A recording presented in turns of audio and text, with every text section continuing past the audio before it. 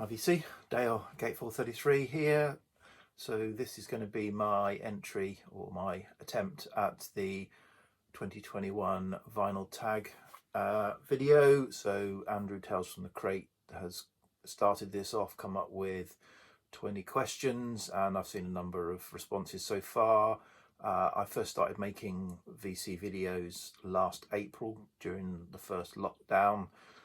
Finally took the plunge, having been watching VC videos for 8 or 9 years before that, but not actually been brave enough to make a video. And I think the vinyl tag is a good way of getting into making videos if you're unsure, as others have said, because you've been given the structure and the framework for the video. You just got to kind of come in and answer it, so it's almost like an introductory video. Anyway, I missed out on the on the 2021 because I was a bit late in April. I did do the quarantine one, so I thought I'd have a go here. So let's start with, I've got the questions here in front of me. 2020 discovery. So I've done my end of year list, so I won't include anything from that, but one kind of sort of psych droney type discovery during 2020 was Susan Kircher and this album Supraphon.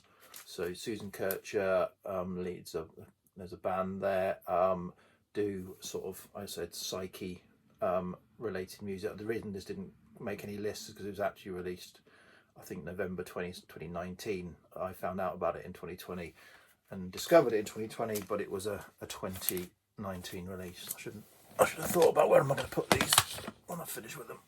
That isn't going to cause a disaster. Right, next up, a quarantine buy. So I bought so much stuff, and so to highlight the ludicrous nature of my buying probably during quarantine, I'm going to show this.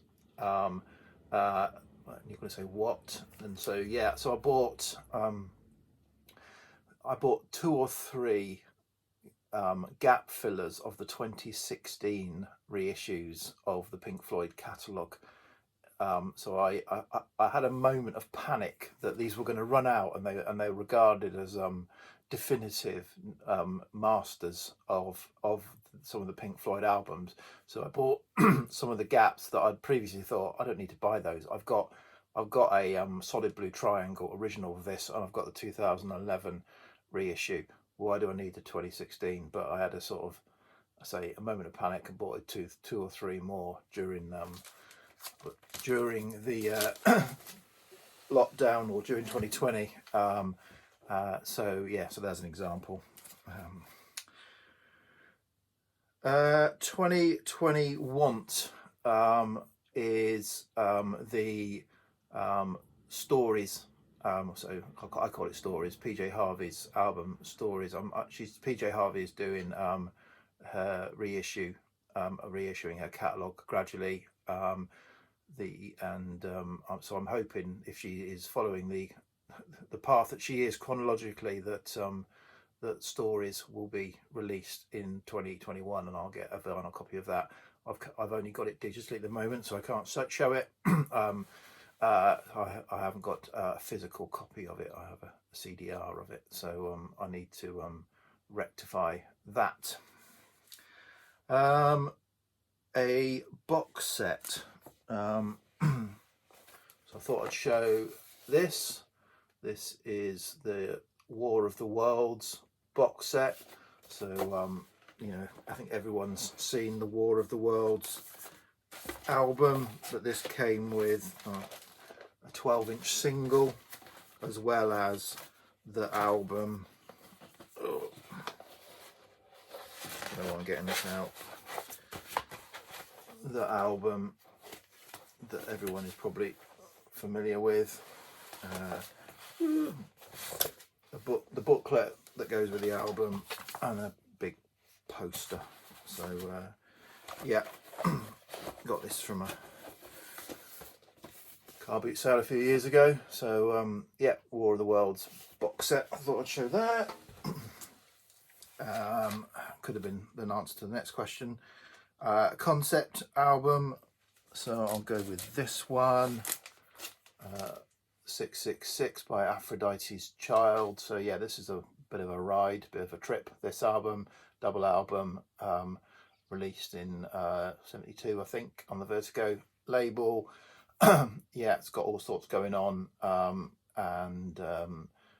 yes, so listening through it is a bit of a trip. So obviously Vangelis, whatever you want to call him, and Demis Roussos were part of this band. Has got the fantastic song Four Horsemen, that with Demis Roussos' great vocals on it and a fantastic guitar solo. But yeah, 666 by Aphrodite's Child. What are we on now? Change of direction. So I've shown an awful lot of well, not awful lot, because certainly the 3 or 4 albums by Fairport Convention, female led vocals. So I'm including here 1970s, I think it's 70s Full House, after Sandy Denny had left the band. So the remaining members pretty much had a bit of a change of direction. This is where I kind of stopped with Fairport Convention. I like this album, but I haven't followed their career beyond this, when they were, as I say, an all-male lineup predominantly, although Sandy Denny did come back for one later album in a few years later, which I do have, so I'm lying, sorry. But yeah, this kind of format I've only got one album of. White label promo, I've got one, thankfully. So didn't think I had any, but this is Valerie Carter. So Valerie Carter has a very nice kind of vocal style. This is even got the radio station copy cut on it, and strip on it, sorry. And there it is, a Columbia white label promo. So I think on this album, so this is a sort of singer-songwriter album, but I think she's backed by pretty much it's Little Feat, or the backing band that she uses. I'm trying to check that. Well, it's got Lowell George on it, certainly. So yeah, I think so. This is, but yeah, this is a good female singer-songwriter with a bit more going on. Oops, okay. What's next? Change of direction, promo, compilation. Okay, I'll just show this. So Jimi Hendrix smash hits. This is a original mono. I think I've shown this before, but yeah, Jimi Hendrix comp's got interesting track listing on it. And some stuff that's not on any of the studio albums. Story, an album with a story behind it. Yeah, so I've shown a few of that already, and I haven't got many stories, so I think, but this one I will now show. So this is Tiernano, the Irish duo, from the early 70s. And this is a live album that was put together after they appeared live at the Half Moon pub in 2015. I was at that, so it was part of an all-dayer sort of mini festival with the artists that sort of have made records on both the Fruit de Mer label and the Megadodo label, kind of got together. It's a very small affair, so it's kind of mainly to members of the labels, kind of members of their sort of subscriber club, if you like. And I am one of those for Fruit de Mer. I buy all of the Fruit de Mer releases. So only there's about 200 tickets for it. So it was an all-day affair. Band did about an hour each, rotated around from about 2 o'clock in the afternoon through to 11 o'clock at night. So plenty of ale was drunk, and so the Tiernano were the headliners. And the story is so as they were the last act on, some people were coming into the room who'd previously been out in the pub, I think because it's got a slightly later bar or whatever, and they would just come in, and Tiernano are a sort of very acoustic folk, beautiful. They're beautiful. I mean, they're still great now. I've seen them 3 times, and people were just coming in. Obviously, had a few beers. We were just talking, and there was 3 guys that had obviously had a few. Were talking behind where me and my wife were. So Dale, the perhaps the sensible or the coward, I just moved closer to the stage where I couldn't hear them. My wife went over and had a good old go at them and said, "Look, get out, or shut up, or get out," basically. And I thought, oh God, don't kick off. Yes, so different approaches to dealing with barracking in a concert. But anyway, this is the album of that performance. I haven't actually gone with a fine ear to check whether I can hear my wife or those people having a little bit of a contretemps during the performance. Anyway, that's that. Went on far too long about that.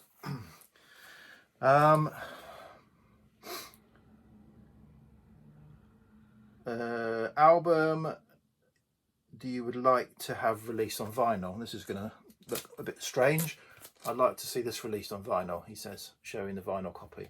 No, so this is going to be my story album now, because a few years ago, there's a Japanese release of the original Kingston 4-track version of Catch a Fire was released on vinyl. So this album, I say famously, was recorded in Kingston, Jamaica, by Bob Marley and the Wailers, paid for by Island Records.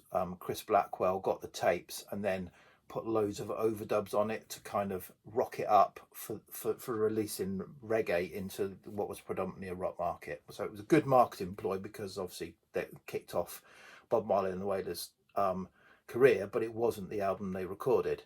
And that's been the album that's sort of, that version has been the only one available. They did a deluxe CD issue where the second CD had that stripped back 4-track version that also had 2 other tracks in it, and beautiful, all beautiful. And I prefer that, and I've got that, but not released on vinyl, that version, until, I say, a few years ago, and I missed out on it, and it was very limited Japanese. Now they go for like 150, 160 quid. So I was just going on, so that was going to be my story, is I hope this gets released. But I went on to that on Discogs. I went on to see, I wonder how many were pressed. So I went on to that record, and then in the comments below it says, "Oh, it's being re-released. You Discover are releasing it in December 2020. So I thought, oh great. So I've just been over to their site. It's been released, actually pre-ordered, January 2021. Unfortunately, sold out. So I've missed out again. So I still want it to be released on vinyl, even though it is being re-released on vinyl. Another limited run, and I've missed out again. So should have kept on top of my wants list there. So another too long story. I'll try and speed up, guys. Common, uncommon. Okay, I thought I'd try and go with the same artist. So common, Dexys Midnight Runners, Touraye. Less common, Dexys Midnight Runners, Don't Stand Me Down.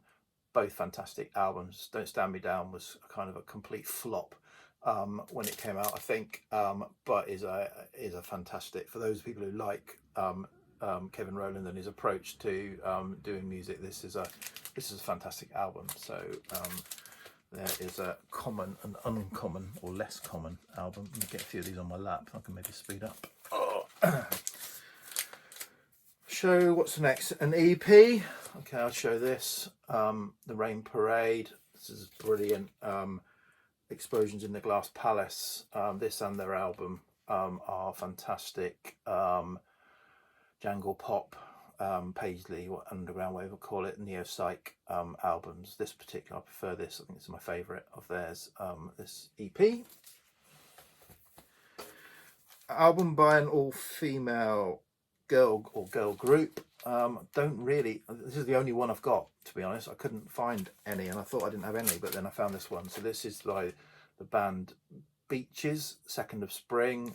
These are a US all-girl group, as you can see there, from Australia, and they do kind of psych, space rock, drone rock, shoegaze style. It's quite an interesting. So it's a bit of a slog. It's a double album. I think they could have made a really strong single album, but this, as it's a sort of if you like, a space rock trip, I suppose, being an hour or so, an hour and 10 minutes long, is not. It's fine if you want to have that time to trip. So yeah, this is really good.